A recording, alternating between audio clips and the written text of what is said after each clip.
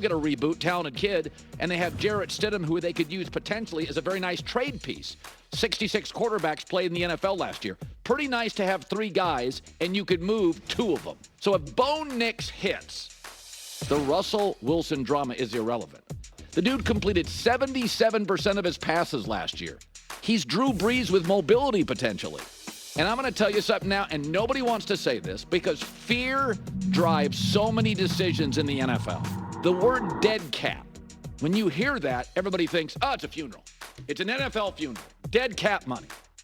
I would much rather have teams take swings and end up with a little dead cap. 4 of the 5 highest dead cap hits last year made the playoffs. Green Bay took a big swing. They moved off Aaron Rodgers. Buccaneers made a big swing with Brady, won a Super Bowl. And then they took a swing on Baker. If Bo Nix can play, then the Russell Wilson thing, it's going to be last year's news. Nobody's going to care. Take a big swing. It's either going to get you gold bars and trophies or close to it. And if not, it's amazing the opportunities that arise if you hit on a draft pick. You don't even have to have Caleb Williams. Brock Purdy is getting to big games. Bo Nix can absolutely do the same with Sean Payton.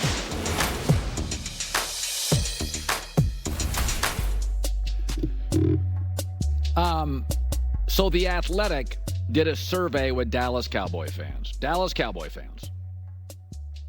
And the results are in. And, generally, and we get this, fans have blinders on. College, pro, doesn't matter. East, west, north, south, middle of the country, it doesn't matter. Bad teams, see the most optimistic, hopeful outcome. I get it. That's what's great about fans. But Cowboy fans have been beaten down for so long, I would argue they are now currently more realistic than their owners. Listen to this. They were asked if one of these 3 players could still be on the Cowboys 3 years from now, who would it be? Dak, Micah, or CeeDee Lamb? Runaway winner was Micah Parsons. Second easily was CeeDee Lamb. Dak third. In my opinion, that should be the order. The second question, what grade would you give the Cowboys for this offseason? Almost 40% of Cowboy fans said a D. That would be the right answer. The next question, who is the Cowboys' most overrated player? In a landslide, Dak Prescott. Nobody really close. That, in my opinion, is the right answer. And finally, there's one more here. Will the Cowboys be in the Super Bowl the next 5 years? That's quite a tarmac. That's quite a runway. 78.8% said, no, we know who the owner is. When you're young and innocent, you believe in everything. The tooth fairy, magic, Santa. And then life humbles you, and the reality of your personal limitations set in. Right now, Cowboy fans, again, are more realistic than their owners. That's what this team is. An elite pass rusher. Cowboys deserve credit for drafting him. An elite wide receiver, better than I thought he would be as a pro, CeeDee Lamb. The Cowboys deserve credit for drafting him. And a quarterback that, if they do pay him, will pay him like Patrick Mahomes, and he's much closer to Kirk Cousins. And Cowboy fans, even in the question, will you win a Super Bowl in the next 5 years? Not 1 or 2, 5. 80% or close to it said no. Optimism and hope have been flushed out realistically by grief and reality. Tip of the sad cap to Dallas Cowboy fans, officially the most realistic fans in America. I'm not sure what you get for that, but it's something. J-Mac with the news. No. Turn on the news. This is the... All All right, here we go on a loaded Tuesday, live in Los Angeles. It's The Herd. Wherever you may be and however you may be listening, thanks for making us part of your day. Joel Klatt in an hour from now. All the Big Ten predictions are coming out. Mark Sanchez stops by as well. J-Mac, I come in with energy. I come in peace. I come with energy today. Fundraising for our show and Kamala Harris appear to be in the right direction. Fundraising. Political references right out the gate. Injected with big money. Hey, you want a funny Sanchez story real quick? Yeah. So I was in the airport in Netherlands, and some lady's wearing a Mark Sanchez jersey. Mark Sanchez jersey. So I texted, Sanchez, check out this picture. He's like, I'll stop by. He was in, like, Switzerland or something. Sanchez has a crazy hopefully you life. didn't harass the young lady. I did not. Speaking of Jets, Hassan Reddick, who they got from Philadelphia, defensive end, good player, veteran, kind of expensive. It's official. He's not showing up to camp. When they made this trade for a third-round pick, they didn't have this part figured out? They didn't give him a new deal? What's going on here? It's July 23rd. I'll repeat, it's July 23rd. Camps are open now. Aaron Rodgers has already missed the mandatory minicamp.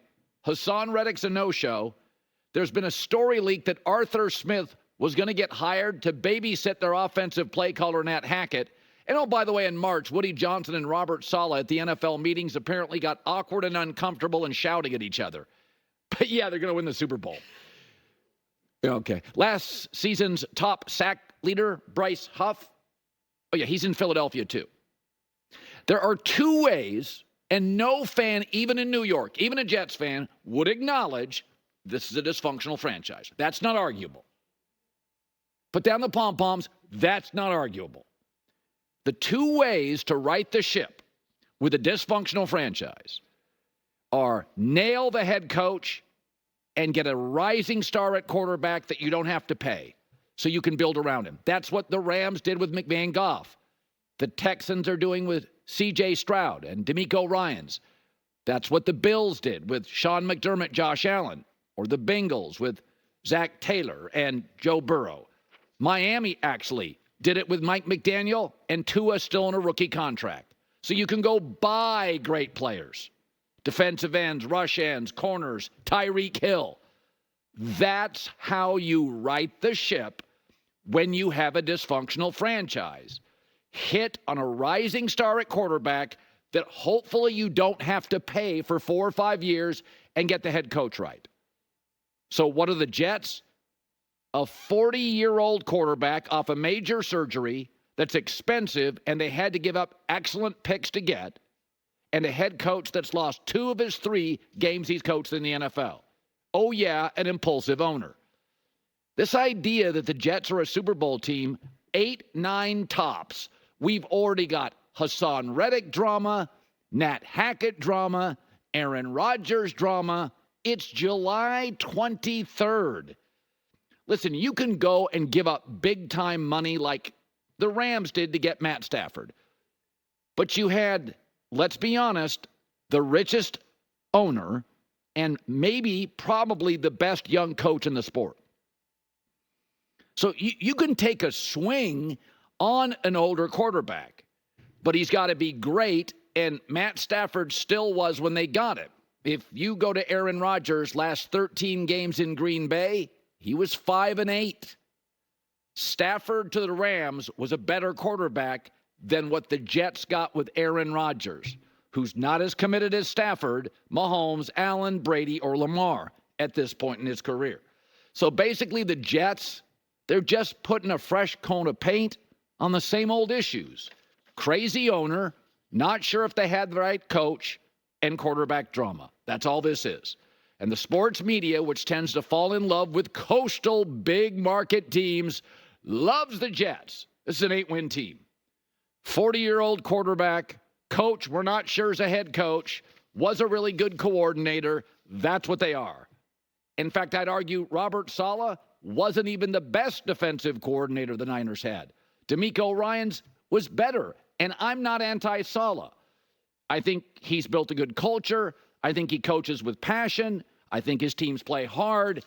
But this idea with Hassan Reddick now not showing up, that anything has changed here, It's just a fresh coat of paint on all the same old issues. So if you watched any of the USA-Germany game yesterday, it is remarkable that LeBron's this good now. Best player on the team. But what's discouraging if you're a Laker fan is the two best players on the team